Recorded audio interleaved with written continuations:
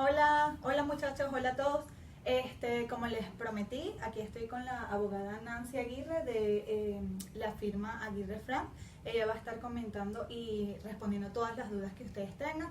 Ya tenemos unas previas que me hicieron por privado, yo las tengo acá. Ellas nos las van a estar respondiendo. La mayoría de las preguntas trata más de asilo porque es como que los casos que están más propensos en estas fechas. Así que si tienes alguna duda, alguna pregunta, hazla por acá. Bueno, gracias Nancy por aceptar nuestra invitación, aunque nosotros vinimos a tu lugar. Y bueno, tengo varias preguntitas aquí que me hicieron algunas personas sobre algunos problemas o dudas que han estado teniendo, ¿no? Creo que muchas de las preguntas se repetían, por eso vamos a tratar de que, o sea, si de repente va llegando gente, no les vamos a volver a responder, sino que ya pues vean el video después que lo cortemos, ¿no? Mira, una de las preguntas es, bueno, déjame ver acá primero, rapidito. Buenas tardes a todos, gracias Rosmary. Perdón. No, gracias al grupo Uniendo Culturas por invitarme. Y sí, como dice Rosmary, queremos más que todo pues hablar con todos, responder algunas preguntas y dudas que tienen muchos. Sabemos que con esta administración ahorita todo el mundo está un poco nervioso, hay muchos cambios, cosas que llevaban muchos años siendo lo mismo, van cambiando muy rápido a diario. Entonces, pues sí, queremos tratar de apoyar a la comunidad y contestar algunas de las muchas preguntas que deban tener. Sí, si quieres. Ok, una de las preguntas es, ¿cuál es el nuevo procedimiento en la solicitud de asilo una vez que hemos sido citados? ¿Qué viene después de la entrevista? En caso de ser positiva, ¿en cuánto tiempo le darán el permiso de trabajo? ¿Qué viene a continuación de esto? ¿Y cómo sería el tiempo y el procedimiento para salir de los Estados Unidos? Ok. Bueno, sí, son varias partes esa pregunta y muchas de las preguntas que tuvimos fue relacionado con eso, el procedimiento del asilo, cómo es desde un principio hasta un final. Entonces voy a ir paso por paso para empezar, así todos estamos claros. Cuando una persona llega aquí, digamos, con visa de turista o de alguna forma logra entrar y quiere pedir asilo, lo llamamos un asilo afirmativo, que es con la oficina de asilo. Se manda la aplicación y sí, el permiso de trabajo sí tiene derecho a aplicar después de 6 meses. Después de 6 meses de haberse introducido la aplicación, tiene el derecho a aplicar y se la dan. En este momento las entrevistas estaban tomando bastante tiempo. Tengo uno en la oficina que desde el 2013 se introdujo y todavía no le ha llegado la entrevista.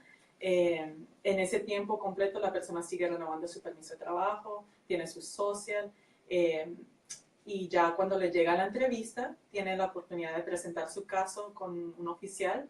Sería en una oficina así como esta, un poco informal. Si en ese punto el oficial niega el caso queda referido con la Corte de Inmigración, ya es un procedimiento de remoción o deportación, la persona ya se está defendiendo y ya, bueno, lo pasan con un juez, lo citan y tiene la oportunidad de presentar el caso otra vez desde un principio, esta vez ya en una corte judicial con un fiscal, puede traer testigos, más pruebas. Ya en ese punto, cuando queda, si lo aprueban, perfecto, le dan la residencia después de un año. Si queda negado, ahí sí ya la persona queda con una orden de deportación, al no ser que pida salida voluntaria. Tiene una oportunidad más de apelar, que ya sería con la Corte Superior de Inmigración. Esa apelación, esa primera apelación, la persona sigue acá mientras se espera. O sea que es digamos que tome 6 meses más, todavía la persona está aquí, también sigue renovando su permiso de trabajo. Ya en ese nivel, si se lo niegan, sí hay una opción más que la puede apelar ya al circuito federal, pero ya para esa apelación sí no puede estar acá. La persona sale y espera la apelación desde afuera. Y porque una de las preguntas que me hicieron fue que cuando ellos apelan la segunda vez en el tiempo de espera, ellos siguen teniendo su social y su permiso de trabajo. Correcto. Okay. Sí. Okay. Aquí tenemos otra pregunta. ¿Puede pedir asilo a una familia que tuvo residencia en otro país antes de venir a los Estados Unidos? O sea, por ejemplo, te explico. Muchos venezolanos se están yendo a Chile, se están yendo a Argentina, y allí es muy común que le den residencias. Es muy fácil. Darle, o sea, vamos a decir que es más fácil que Estados Unidos. Y pues, después de estar en Argentina o Chile un tiempo con su residencia temporal, deciden que no quieren estar más en Argentina o en Chile porque no les gusta y se quieren venir para acá. ¿Es posible que ellos pidan asilo en ese caso? Bueno, de pedirlo, claro, pueden pedirlo, pero eso es algo que sí complica bastante el caso. Lo más seguro es que lo van a negar. El asilo es algo que lo dan aquí en una emergencia, ¿verdad? En un caso que realmente la persona ha comprobado que si regresa a su país le va a suceder algo muy grave. Y los Estados Unidos siempre van a mirar primero si hay otro sitio, otro país o incluso dentro del mismo país de uno, otro departamento, otra ciudad donde se pueda ir y estar seguro sin miedo. Y al ir a otro país y estar ahí un tiempo, definitivamente al aceptar residencia en otro país, eso ya está mostrando que esa es una opción para esa persona y el asilo está muerto, ¿verdad? Entonces, en este caso, entraría los que tienen otra nacionalidad. Exacto. Los que tienen nacionalidad europea, por ejemplo, que muchos tenían esa duda, entonces respondemos de una vez la pregunta. Sí, personas que tienen doble nacionalidad. Es el mismo problema. Y en ese caso, incluso, aunque la persona nunca haya tocado piso en ese país, digamos, una persona venezolana que de pronto tenga doble ciudadanía por sus padres en España, pero nunca ha ido a Europa, nunca ha estado en España, no importa. Los Estados Unidos le va a decir, tú tienes ya tu ciudadanía allá, ¿por qué no te vas para allá? No tienes por qué venir a pedir acá teniendo esa posibilidad. Ok, aquí tenemos otra pregunta. Sé que debe llevarse toda prueba que soporte el asilo político el día de la entrevista, pero ¿qué otra documentación debe llevarse? Bueno, a la entrevista, primero queremos preguntar si a todo el mundo les está trabajando bien el video, si no, por favor escriban. Es nuestra primera vez haciéndolo. Sí, déjame revisar aquí.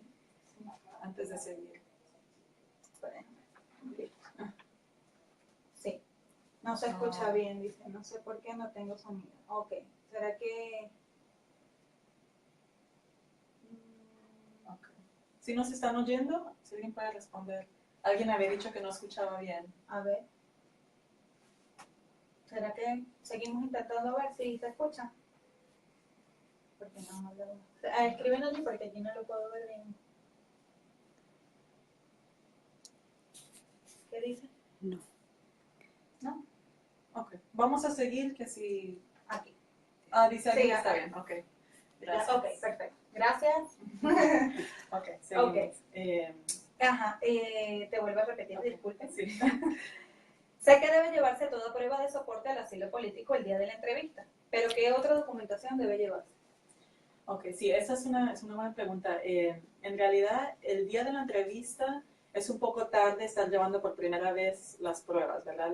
Lo ideal es que cuando se inicia el asilo, desde un principio se mande entre más pruebas uno pueda reunir. Ahora siempre está el caso que, por ejemplo, si han pasado años, deben haber pruebas adicionales que se han ido colectando en ese tiempo. Se deben mandar con anticipación igual. Y el día de la entrevista se debe llevar todo en original. El oficial siempre va a querer ver los registros civiles, cualquier prueba que no haya mandado copia, pero traer los originales el día de la entrevista. Ok. ¿Qué tan cierto es que una vez se entra al país tenemos un año para solicitar el asilo? Hay personas que esperan que pase el año y no solicitan el asilo porque están entre que sí, que si no, porque si no puedo salir después del país, se le hace más difícil. Entonces esperan como último momento. Hay gente que dice que tienes que ser dentro de los primeros 6 meses que está dentro del país, otros dicen que de un año. Sí, para el asilo se debe de hacer dentro de un año de haber entrado, exactamente un año. Después de haberse pasado el año, se puede aplicar, ya es otra cosa que se llama withholding and removal y tiene un estándar mucho más alto, es mucho más difícil de ganar. En realidad, si la persona tiene interés en hacer el asilo, se debe hacer dentro del año. También he escuchado como que, no sé qué tan cierto sea, que si esperas mucho tiempo, después inmigración no lo ve como muy real, porque si tú estás como que escapando de tu país, lo lógico es que tú entres haciendo el asilo de una vez. Exacto, sí. Entre más tiempo pasa, por eso muchas personas incluso que tienen la entrevista 5 años después, tienen que trabajar fuerte para poder comprobar que, aunque han pasado 5 años, digamos, el miedo que inicialmente sentían al llegar acá sigue existiendo. Ese es uno de los problemas con la demora que hay en dar las entrevistas. ¿Se puede renunciar a la petición de asilo? Si se renuncia o es negado, uno puede pedir salida voluntaria. Sí se puede como retirar o renunciar a la aplicación en cualquier momento. Una cosa que es un buen dato para todos es que no se tiene que renunciar al asilo solamente por haber mandado otra aplicación. Digamos, a veces una persona ha hecho ya el asilo, en el tiempo que está esperando se casa con alguien ciudadano y esa persona lo pide. No tiene que retirar el asilo nomás por eso. Y yo le aconsejaría que no lo haga hasta que no tenga ya de seguro la residencia, la entrevista, ya todo pasado. Pero si decide por alguna razón que lo quiere renunciar, la salida voluntaria es algo que solamente lo puede dar un juez ya en un procedimiento de deportación. En el caso hay personas que, por ejemplo, tienen un asilo. Pablo, si puedes preguntar, puedes hacer la pregunta por ahí. Hay personas que tienen un asilo y de repente un hermano lo pide. Después vamos a hablar de lo de los hermanos por otro caso. Pero bueno, un papá lo pide. Entonces está en esos dos procesos. Pero entonces además tiene otro proceso, por ejemplo, de inversionista. ¿Se puede tener tantos casos así? Sí, ese es un beneficio, digamos, que no, aunque, o sea, pueden ir muchos carriles a la vez, la verdad que no hay límite. ¿Y no hay problema con el asilo, por ejemplo? No, no. Ok. En el caso que te den una orden de deportación, ¿qué pasa con los bienes que uno está pagando aquí? Por ejemplo, un carro, o de repente, bueno, obviamente tienes tu casa amoblada, no es rentada, pero los muebles son tuyos. ¿Qué pasa con eso? Eso es algo que es el problema de cada quien, por decirlo así, porque cada quien tiene que, pues si sabe, digamos, que ya está en un procedimiento de corte y que es posible que lo vayan a deportar, debe ir organizando sus asuntos y tiene que vender lo que tenga que hacer, porque pues inmigración o el gobierno no va a hacer nada para ayudarle a la persona en ese caso. Carolina, pero no nos estás viendo o no nos escuchas, ¿cómo es? Porque nos escribes y si te leemos. Pablo, no sé si hiciste una pregunta porque subieron unos comentarios, si quieres vuélvela a hacer rapidito. Vamos a ver qué otra cosita tenemos aquí. En el caso de que una entrevista te envíe a la corte, ¿queda vigente el permiso de trabajo? O sea, ya la contestan, te lo pregunté. Sí. Y mi esposa y yo vamos a ser padres, no tenemos documentos, entramos a USA con visa. ¿Por medio de nuestro hijo es posible obtener la residencia o debemos esperar que él cumpla 21 años? Para que un hijo lo pida uno, tiene que tener ya los 21 años. Un hijo americano, antes de pedir a sus padres, tiene que cumplir los 21 años. Pablo nos está preguntando, con las últimas noticias sobre la... Ay, no leí. ¿Tú lo puedes leer? La atención. Dice, con las últimas noticias sobre la atención de las solicitudes de asilo, la abogada aconseja bajo este modo de estatus migratorio. O sea, como que, ¿qué aconsejas? Me imagino que es por lo último que estuvimos hablando de que sí, hicieron muchos cambios y ahora están haciendo como que las entrevistas más rápidas, pero las de este mes. Si quieres, lo puedes explicar. Claro, sí. Sí, una de las cosas más recientes que ha salido, o cambios más recientes, es que las entrevistas de asilo, que como hemos comentado, estaban tomando casi 5 años para que llegaran, ahorita han cambiado, han regresado a un programa que tenían antes, a un sistema que tenían antes, en el que los asilos más recientes eran los que... para o contabilidade, para o tax, e está esperando a resposta. Perfecto. ¿Puede esperar un poquito? Ok, sí, sí. Gracias. Que le dio compartir o algo. No sé cómo... Le damos a la X aquí y lo sacamos. ¿Tú lo puedes sacar de ahí? Listo. Ok. Perdón. Disculpen, es que bueno, es nuestra primera vez, hay cosas que no sabemos hacer, perdónenme. Para el que me conoce sabe cómo soy. Ajá, disculpa. Ok, seguimos. No, es cierto que las entrevistas ahora las están cambiando el sistema en el orden de que están llamando a las entrevistas. Ahora están pasando primero los asilos que más recientemente fueron mandados. Entonces, los que, ponte desde noviembre hasta el presente, los están llamando primero y hemos visto que es cierto, o sea, los están llamando, Rosmary tiene personas en el grupo. Están llamando gente, sí. Y cuando acaben con esos van a seguir con ese mismo sistema. Los más recientes, o sea, van hacia atrás. Entonces, ¿cuál era la pregunta? Debido a eso, que si se lo recomendamos, un caso de asilo se supone, si la persona realmente tiene miedo de regresar a su país, siempre sí, claro, se recomienda que pida el asilo. En ese caso siempre, pues... Y que tenga un caso real. Claro, es un beneficio que la entrevista venga antes, porque como comentaba antes, si pasa mucho tiempo, se agrega el trabajo de comprobar que el miedo sigue existiendo. Entonces es... Mira, aquí están haciendo una pregunta interesante. En el caso que una persona sea asilada y se casa con un residente, me imagino que puede un ciudadano, y se divorcia, ¿puede volver a pedir asilo? Bueno, un asilo, si se ha ganado, ya esa persona queda asilado. O sea, no importaría que se case. Si renuncia al asilo. Si renuncia al asilo y se casa, como le digo, esa es una razón por la cual yo no aconsejaría que la renuncien. Perdón. Aconsejo que nunca renuncien al asilo hasta no tener la tarjeta de residencia en mano. Porque si no lo han renunciado ya con la tarjeta, no importa que se divorcie ya.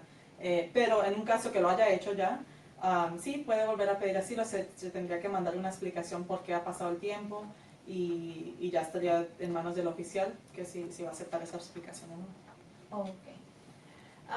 Aquí hay otra pregunta. Buenas tardes, disculpe. Cuando uno se gana la lotería de visa y ya llenamos el formulario y pagamos el fee, ¿qué paso debemos seguir? ¿Se puede pedir ajuste de estatus?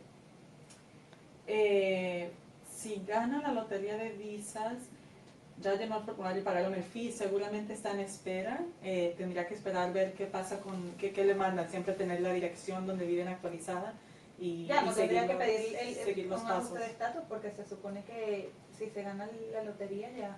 Bueno, tendría la visa y ya seguiría, tal vez sí puede pedir el ajuste de estatus, pero primero seguir los pasos que le van dando con las cartas que recibe.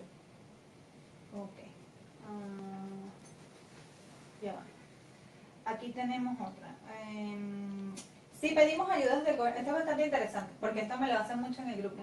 Si pedimos ayudas del gobierno como el WIC o Food Stamp, ¿es inconveniente para solicitar después la residencia? Sí, esto es muy interesante porque si me hubieran hecho la pregunta ayer, la respuesta hubiera sido una y hoy ya es otra. Así de rápido están cambiando las cosas. Anteriormente, sí, uno de los problemas que pueden existir es si inmigración cree que la persona va a venir a hacerse un peso para el gobierno de acá y por eso nunca debe aceptar servicios públicos o nada de eso. Pero la excepción era si la persona tenía hijos ciudadanos y esos beneficios eran para los niños ciudadanos, no había problema porque ese es un derecho de un ciudadano, aunque sea niño. En estos días, Trump sacó una recomendación, todavía no es hecho, pero es importante tenerlo en cuenta, que ahora sí va a ser problema, va a ser considerado como un beneficio para el mismo padre extranjero, aunque sea para los hijos. Entonces, si no lo ha hecho hasta el momento, lo que yo aconsejaría es no aceptar ayudas del gobierno hasta no saber qué va a pasar con ese asunto. En caso, por ejemplo, cuando hubo el huracán, que todo el mundo se fue y agarró esa ayuda, ya eso no deberían hacerlo, agarrarlo. No, es preferible no hacerlo. Sí, se puede evitar. Ok. Me casé enamorada de quien actualmente es mi esposo, cubano-americano. Él me pidió y tengo la residencia temporal. Ya tengo 6 meses con él, pero hemos tenido muchos problemas y hemos hablado de divorciarnos. ¿Eso afecta a mi residencia? ¿Tengo que esperar a ser residente permanente? No, esa es una buena pregunta. Tal vez lo que hizo esta persona tiene la residencia condicional por 2 años, que es lo que dan cuando el matrimonio es no lleva mucho tiempo, creo que menos de 1 año. Entonces, al cumplir, antes de llegar a los 2 años, tiene que mandar otra aplicación, se supone junto con la pareja americana, diciendo que todavía están juntos, se vuelven a mandar todas las pruebas y si queda aprobado, ahí sí le dan la residencia permanente por 10 años. La persona pregunta si la relación se termina o quiere divorciarse antes de cumplir esos 2 años, ¿qué pasa con su residencia? Inmigración nunca, o el gobierno nunca quiere que una persona se quede en una relación de pronto abusiva o sea, no más por el tema del papel. Exacto. Entonces existe es como un waiver, una manera de hacer esa misma aplicación mostrando que ya está divorciada o que ha habido un abuso y aunque no se haya divorciado todavía, que no se puede hacer la aplicación junto con la pareja. Entonces no tiene que esperar, si se quiere divorciar lo hace y se hace la aplicación de otra forma. Ok. Acá está Alexandra. ¿Cómo obtener un waiver? Ya ha pasado un año desde que me regresaron del aeropuerto. Yo tengo mi novio americano. ¿La solución sería casarme? Creo que necesitaríamos un poco más de detalles, pero sí, cuando hay cierto tipo de deportación, sí, existen ciertos waivers.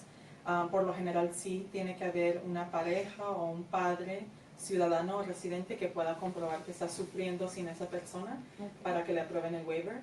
Entonces tendríamos que saber un poco más por qué lo deportaron, pero sí, si la idea es si te tiene que casar, seguramente sí. Okay. Alguien me habló de que hablaras de algo de los 10 años, pero no ahora. Las condiciones para la gente tenga más de 10 años en un país sin documentos puede aplicar. Bueno, muchas personas hablan de la ley de 10 años. Eso es un tipo lo llaman cancelación de remoción y solamente aplica si la persona ya está en corte defendiéndose contra la deportación. En ese caso, el haber estado aquí 10 años en conjunto con tener familiares residentes o ciudadanos puede darle la residencia y cancelar la deportación, como dice en el nombre. Pero no es algo que pueda aplicar a una persona que está aquí sin papeles, pero que no está de frente a un juez. Okay. Había algo, no me acuerdo si te lo pregunté, era algo, si una persona que tiene asilo renuncia al asilo, me dijiste que no le quitaban la visa de turista, pero esa persona puede volver a entrar a los Estados Unidos. Puede que no se la quiten, pero al tratar de entrar o intentar renovar la visa, algo así, lo más seguro es que van a ver, todo sale ahí en el récord y lo más seguro es que van a decir, no, esta persona no viene por turismo, ya pidió asilo, entonces es como si la quitaran, honestamente. Ok, buenas tardes, mi pregunta es, cuando alguien se casa pero antes fue divorciada, su divorcio fue por mutuo acuerdo, o sea, fue por notaría, no dicta una sentencia de divorcio por un juez. Esa escritura de divorcio sirve como documento legal y es aceptado por inmigración. Bueno, inmigración, cualquier documentación, así como un divorcio, tiene que ser oficial en el país donde fue dado. Entonces, si en su país eso es reconocido como un documento legal que demuestra el divorcio, seguramente sí va a ser aceptado. Faltaría ver qué es exactamente. Sí. Sí, lo que pasa es que a veces hacemos preguntas muy específicas y el caso puede ser diferente. Claro. Y la respuesta es diferente. Entonces, cuando leemos, tenemos que saber exactamente qué fue lo que ocurrió. Puse mis huellas el 31 de enero, me toca la entrevista pronto, eso es algo que no sabemos. Yo creo que... Sí, es imposible saber. Eso es como la suerte. Claro, sí. Ajá. Hola, quisiera saber, en caso de los choferes de Uber y Lyft, que el año pasado se inscribieron con el número de pasaporte, ¿qué pasa ahora que ellos tienen que declarar sus impuestos, considerando que muchos aún no tienen Social Security? Ese es un caso interesante, yo quería también comentarte sobre eso. Mucha gente se viene de otros países, o bueno, en el caso de muchos venezolanos y me preguntan que quieren obviamente hacer algo para ganar dinero mientras le llenan sus papeles de trabajo. Entonces, mucha gente se ha metido a hacer Lyft y Uber con el pasaporte. Yo siempre les aconsejo que no lo hagan porque Lyft y Uber van a declarar unos impuestos con tu nombre. Entonces, o sea, va a ser como que, ok, no tienes papeles y estás declarando un impuesto. Entonces la gente, pero eso quieren saber si eso afectaría en el tema del momento de la entrevista con inmigración, porque están obviamente haciendo, no es lo mismo de repente trabajarle a alguien limpiándole una casa que les pagan en efectivo, que, o sea, no sé, que este tipo de trabajo. Sí, es una pregunta interesante. El trabajar sin permiso, depende de qué tipo de alivio uno esté buscando, lo pueden perdonar. Digamos, si es una petición familiar por una pareja ciudadana, por ejemplo, Una cosa que perdona es el haber trabajado sin papeles. En ese caso sería un beneficio mostrar que lo hizo sin papeles, está bien, pero hizo los taxes, los impuestos. Okay. Siempre se puede pedir un I-10 numbers, que cuando no hay un social, con eso igual se pueden declarar los impuestos. En general, si la persona está trabajando de todas formas, mejor pagar los impuestos o declararlo, se va a ver mejor que no, ¿verdad? En un asilo también eso no van a mirar eso, pero hay otras aplicaciones en que sí es algo que no se debe hacer y sí lo puede afectar, es un riesgo que se toma. Mi pregunta es si puedo aplicar a una oferta de trabajo siendo housekeeping. ¿Cómo así? Ella, o sea, me imagino que si ella puede aplicar a empleos. Pues creo que sería lo mismo, si no tiene permiso de trabajo siempre está tomando un riesgo que puede afectarlo en el futuro. Ok, Leisa pregunta, hola, yo vine de vacaciones y los 15 días conocí a mi actual esposo. Como me enamoré decidí quedarme y a los 3 meses quedé embarazada. Cumplí a los 6 meses en el mes de febrero, nos casamos en marzo, pero en enero hicimos la aplicación de matrimonio. ¿Existe algún problema con este caso?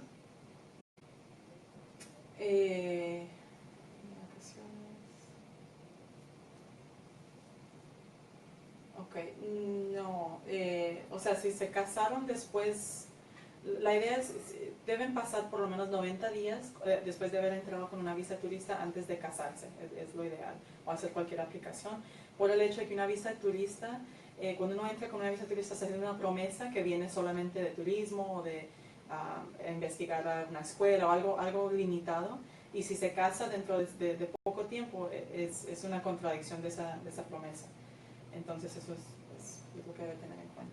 Ya. Ok, acá mi hijo nos pidió hace más de un año. Fuimos a Huellas, pero no me ha llegado la residencia. ¿Qué podemos hacer? Esperar. Eso, después de tener las huellas, está de inmigración cuando lo citan. La verdad que eso no hay nada que se pueda hacer. Hola, mi esposo y yo solicitamos asilo y él está trabajando en una compañía, ya legalmente. Quiere optar que por medio de la empresa le den la visa de trabajo. Es posible que se la den, pero para estar en el país con la visa de trabajo, tengo entendido que hay que salir para que le sellen el visado de trabajo en inmigración y luego entonces puede entrar nuevamente a los Estados Unidos con la visa de empleo. En este caso, ¿qué es recomendable? Se puede iniciar ese proceso con una solicitud de asilo. Bueno, la última pregunta sí, como hablamos, no se puede hacer cualquier aplicación en conjunto con el asilo, eso no es un problema. El resto es un poco en detalle, que tal vez sería mejor una consulta más en persona, pero sí es cierto, con una visa si le dan una visa de trabajo tiene que salir a que le pongan la estampa, al no ser que haya estado aquí todo el tiempo o sea, de alguna forma legal, o sea, con una visa de turismo o de estudiantil, algo así, que muchas personas no lo tienen, así que puede llegar a ser un problema al salir y haber estado aquí ilegal.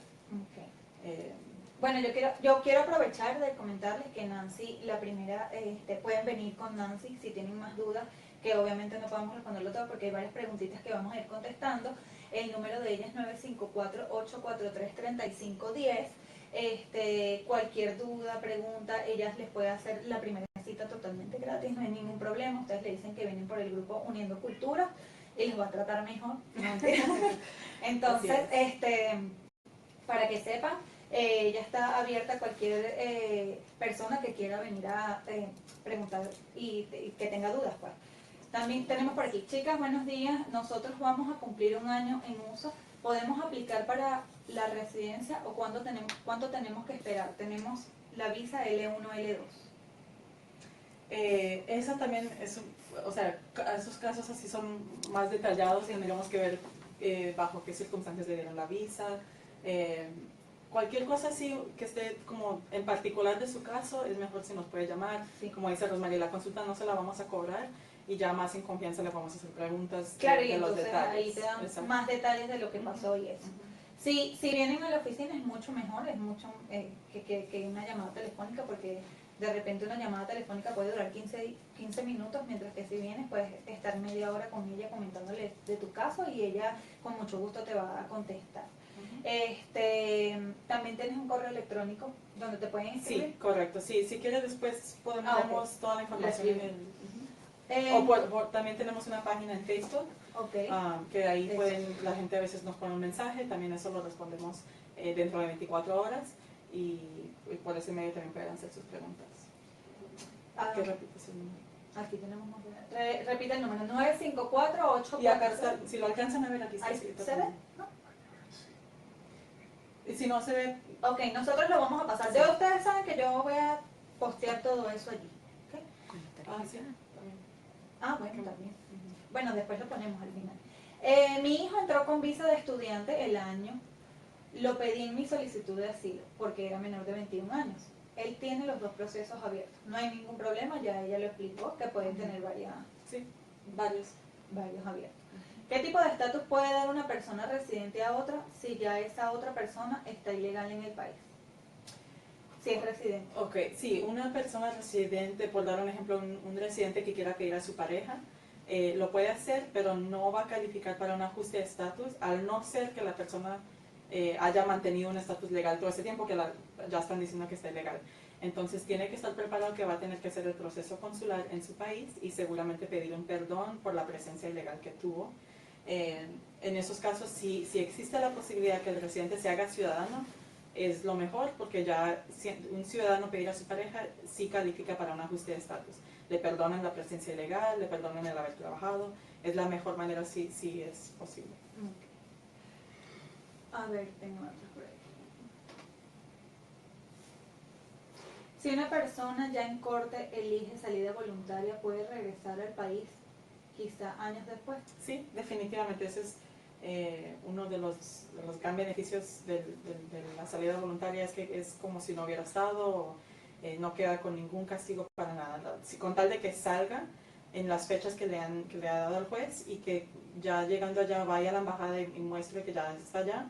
Si después tiene manera de volver a entrar, sea de turismo o que tenga un hijo que lo pida, cualquier cosa, no va a tener ningún problema. Ok, aquí hay una.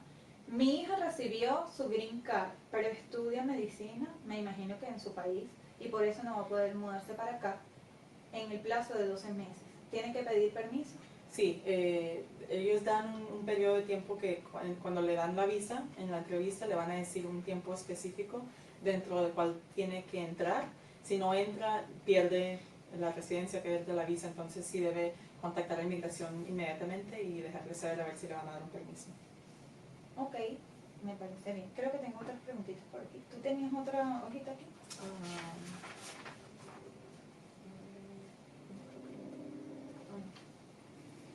¿Algo más que quieras agregar, que de repente te hayan hecho preguntas ¿cuáles son las preguntas más comunes que hacen las personas que van a hacer, por ejemplo, ahorita que nos han preguntado más que todo sobre asilo? ¿Cuáles son las preguntas más comunes? Bueno, otra pregunta que estuvimos hablando son con respecto a la traducción en la entrevista.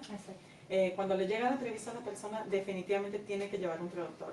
No tiene que ser un traductor necesariamente con cierta calificación, pero debe ser una persona que habla muy bien los dos idiomas.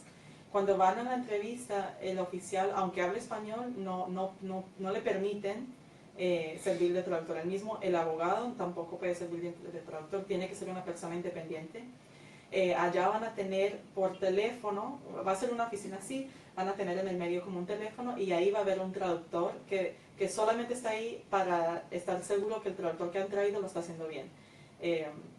La traducción es supremamente importante en un asilo, uno ahí está dando todo, es una oportunidad que tiene de dar todo su cuento, lo que le ha pasado, intentando que el fiscal le apruebe su caso. Si se pierde algo en la traducción, eso puede tener un efecto muy grande en el caso.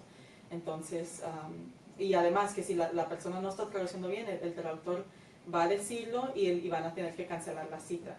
Y ya sabemos, puede que tengan que esperar mucho tiempo más antes que se la vuelvan a poner. Y creo que me habías comentado, no sé si lo dijiste ahorita, disculpa, que está entrando gente en el grupo a ver el video. Tú habías comentado que es obligatorio llevar el traductor porque así la persona que esté habla español igual va a pedir el Igual, traductor. sí, son las reglas. Okay. También es importante que lleven un abogado, por lo menos hay muchas personas que han hecho su asilo y no lo han metido solo, sin abogado. ¿Deben llevar un abogado o no es necesario? No es obligatorio, uno siempre puede hacer las cosas aparte. Siempre lo recomendamos por muchas razones. Por un lado, como hemos visto, todo va cambiando a diario. Los abogados estamos en varias redes, diferentes organizaciones que nos van avisando de esos cambios que las personas que están haciendo el asilo solo tal vez no los puedan saber. También, cuando uno va a la entrevista con un abogado, el oficial sabe que ese abogado sabe cómo se debe comportar el oficial, si se pone pesado, si está haciendo preguntas inapropiadas, algo Claro. así. El abogado lo va a parar o es más, el oficial se va a comportar de una manera mejor porque sabe que el abogado lo puede reportar. Claro. También en la entrevista en sí, la persona naturalmente se va a poner nerviosa, puede que por salir rápido de la entrevista no diga todo lo que deba decir para presentar bien su caso. El abogado con experiencia ya sabe y además entiende lo que la persona debe estar diciendo, tiene la oportunidad de hacer preguntas o estar seguro que la persona dé su cuento completo sin que se le olvide nada, que también puede tener un gran impacto en la decisión. Ok, entonces ya saben que es importante, sí, mientras tengan una persona que los apoye y que esté allí, porque incluso yo que estuve ya en la entrevista, que no era por asilo ni nada, uno se pone súper nervioso y nada como tener Claro. un apoyo ahí que esté pendiente de si de repente te quedas callado, el abogado te puede ayudar, te puede como que dar aliento. Aquí dice, ¿el traductor es para todos los casos de entrevista o solo para las personas con asilo? Siempre tiene que haber un traductor. Si la persona no habla inglés, muchos oficiales no hablan español, como también muchos sí lo hablan, pero no tienen que traducir por uno.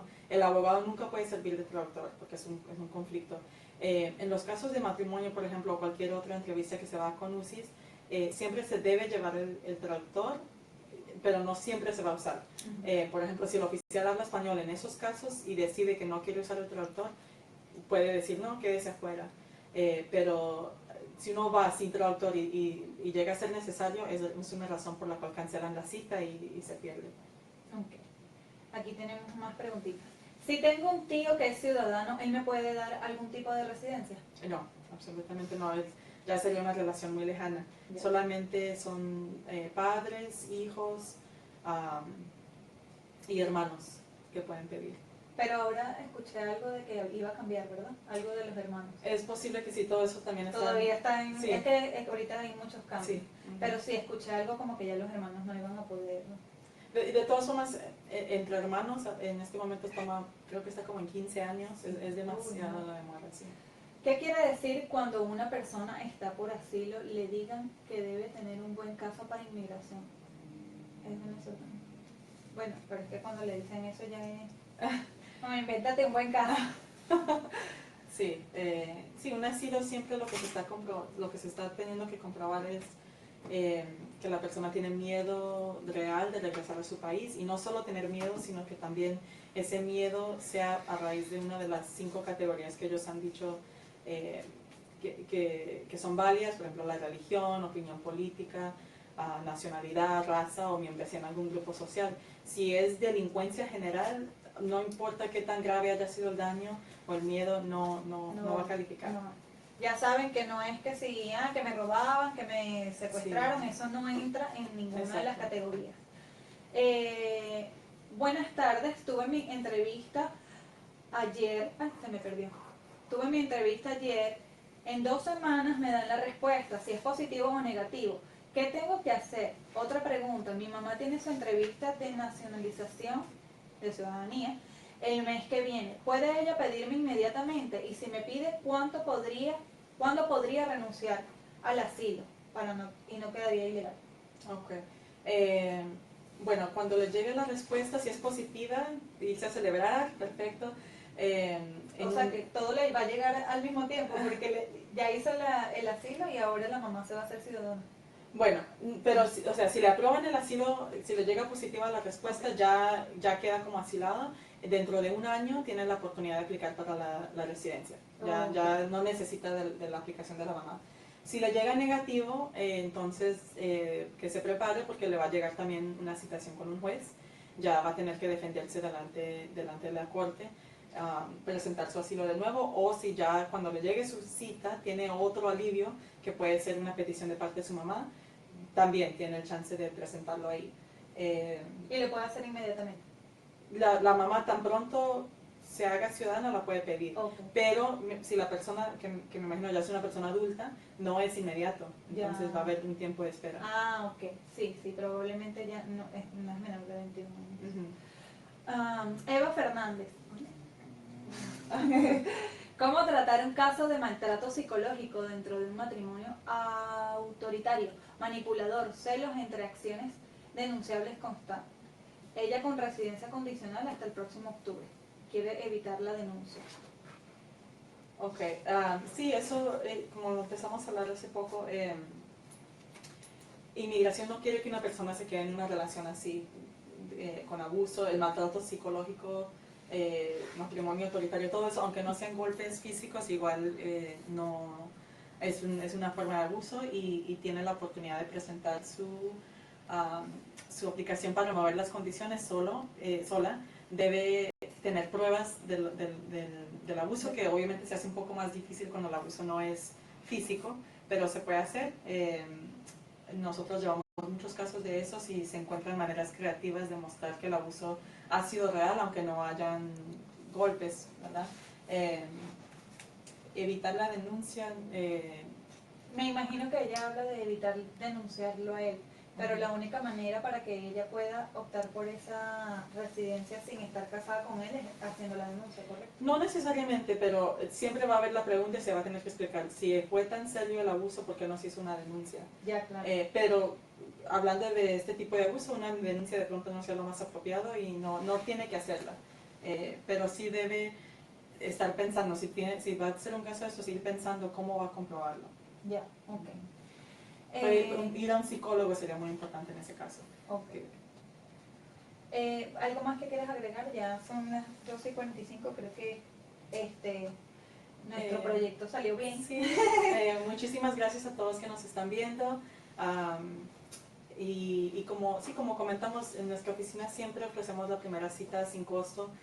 Con confianza pueden llamar o por la forma que quieran. Si quieren escribirnos por Facebook o llamarnos, el número 954-843-3510.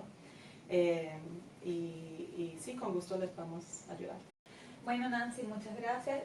Yo sé que muchos tienen muchas más preguntas, pero vamos a ver qué tal nos sale este proyecto, y si tenemos la oportunidad de hacer otro video lo vamos a hacer. Así que ya saben, me pueden escribir por privado y decirme, Ros, vuélvelo a hacer, y yo con mucho gusto pues le quito 45 minutos más a la doctora para que nos haga una entrevista adicional con preguntas nuevas.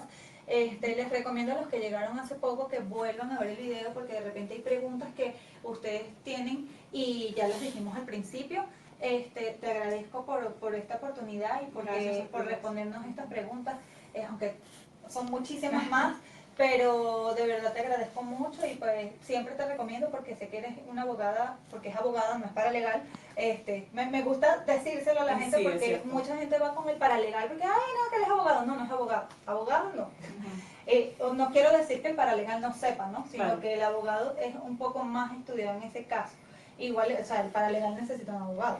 Pero te agradezco mucho, pues cualquier cosa que necesites, pues estamos aquí en el grupo, y pues nada. ¿Sí? Gracias, Ros. Gracias a todos. Así. Es que eso sí que